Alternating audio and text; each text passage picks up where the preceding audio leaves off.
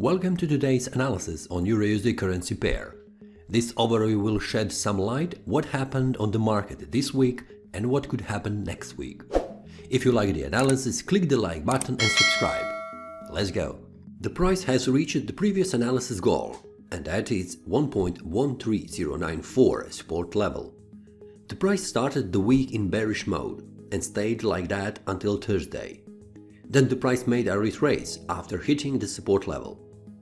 As said last week, the 1.13000 is a strong support where the price could bounce back to 1.14000, and the price bounced almost to 1.14000.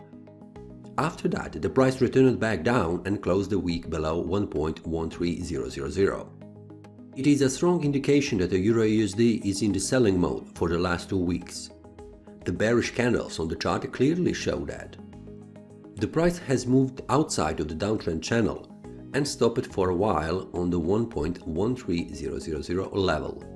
From here, the price has 1.11871 as the next support. From the current price, there is nothing that could represent the support for the price.